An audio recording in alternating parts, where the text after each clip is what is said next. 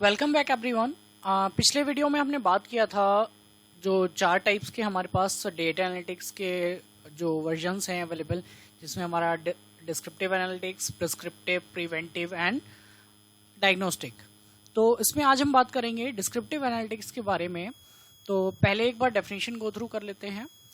Descriptive analytics is a statistical method that is used to search and summarise historical data in order to identify pattern और meaning.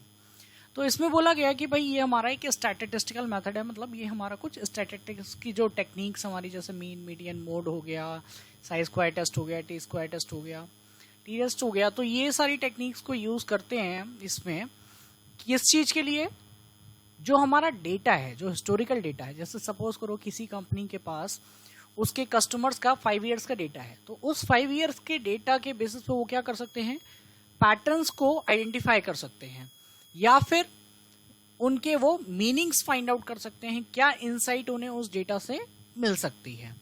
तो descriptive analytics जो है वो हमारा data से जो हमें इनसाइट्स निकालने हैं उसमें स्टैटिस्टिकल मेथड्स को यूज करता है।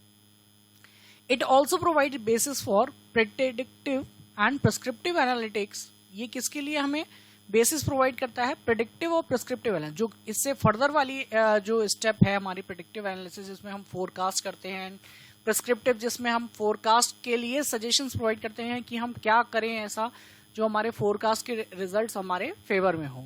तो एक्शंस जो लेने हैं वो आपके प्रिस्क्रिप्टिव एनालिटिक्स में हैं, और प्रेडिक्टिव में जो आपके फ्यूचर में वैल्यूज हो सकती हैं, किसी पर्टिकुलर मॉडल जो प्रिडिक्ट करेगा किसी पर्टिकुलर सेगमेंट के लिए, तो वो आपका प्रेडिक्टिव एनालिटिक्स में होता है।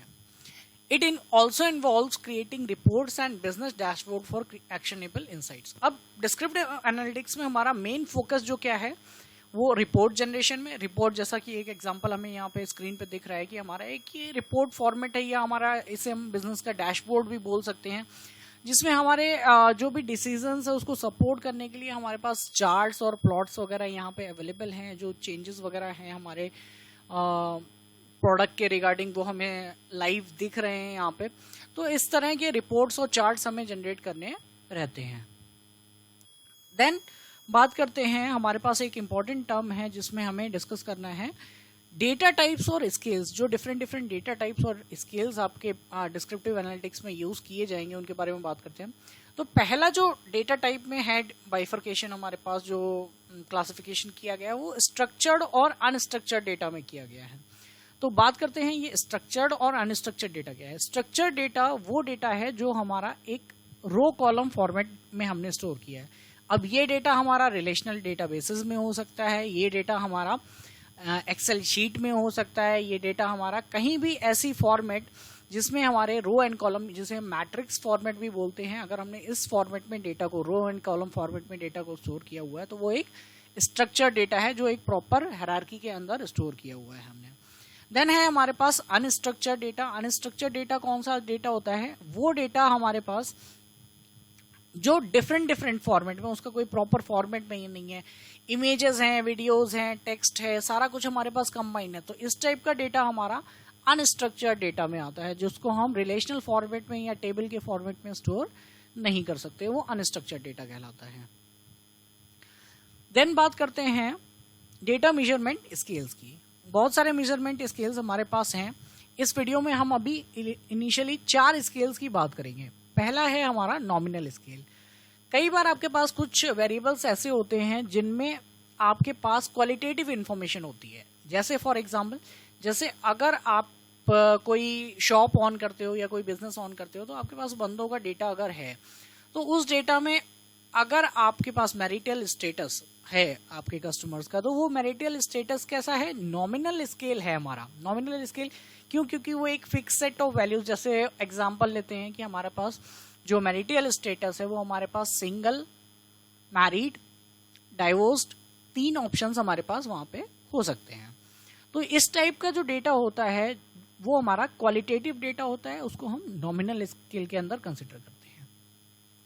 ऑर्डिनल स्केल के अंदर हमारी न्यूमेरिक वैल्यूज को हम कंसिडर करते हैं।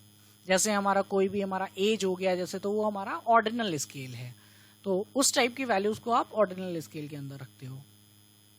देन है आपके पास इंटरवल स्केल। इंटरवल स्केल में आपके पास रेंज ऑफ वैल्यूज होता है, तो और ऐसा नहीं है कि आपका इंटरवल में वेरिएशंस आपके एक्चुअल वेरिएशंस को रिप्रेजेंट करता है। फॉर एग्जांपल जैसे अगर टेम्परेचर की बात करें तो टेम्परेचर ये हो गया या हमारा IQ हो गया, तो अगर टेम्परेचर हमारा 20 डिग्री सेल्सियस है और 20 डिग्री को अगर हम डबल करें तो हमारा डेफिनेटली 40 डिग्री सेल्सियस उतना गर्म नहीं होगा जितना 20 डिग्री सेल्सियस गर्म होगा, तो उसको डबल करने से हमारा, तो इस तरह के जो स्केल्स होते हैं वो इंटरवल स्केल्स में आते हैं। जैसे IQ है, IQ अगर हम बोलें कि हमारा 40 से हमने 80 कर दिया, तो ऐसा नहीं कि हमारी जो नॉलेज है वो वहाँ पे या जो हमारा इंटेलिजेंट का लेवल है वो हमारा डबल हो गया, नहीं, ऐसा डबल नहीं हो रहा है, वो एक इंटरवल स्केल में है।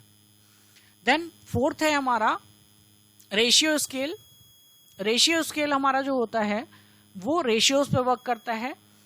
जैसे हमारा कोई भी पर्टिकुलर है उसका हम रेशियो निकालते हैं, तो उस टाइप का डेटा इसको डिवीजन के फॉर्मेट में अपन स्टोर करते हैं, वो हमारा रेशियो स्केल के अंदर आता है।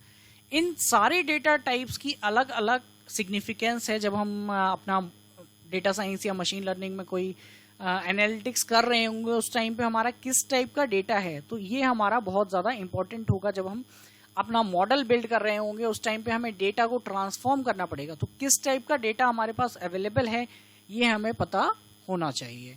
अब इसमें आप एक टाइप के स्केल का डेटा दूसरे टाइप के स्केल में कन्वर्ट भी कर सकते हो। हमारे पास कुछ टेक्निक्स ऐसी हैं कि आप एक स्केल का डेटा दूसरे स्केल में कन्वर्ट कर सकते हो या अपने रिक्वायरमेंट के हिसाब से आप उसको चेंज कर सकते हो। जैसे क्वालिटेटिव डेटा की बात करें अगर हम, तो क्वालिटेटिव डेटा की बात करें तो जैसे हमारे पास अगर 3 स्टेटस हैं, सिंगल, मैरिड एंड डाइवोर्स, तो इनको मैं न्यूमेरिकल फिगर्स में जैसे 0, 1 एंड 2 से रिप्रेजेंट कर सकता हूँ। 0 का मतलब हो गया मेरा सिंगल, 1 का मतलब हो गया मैरिड एंड 2 का मतलब हो गया डाइवोर्स।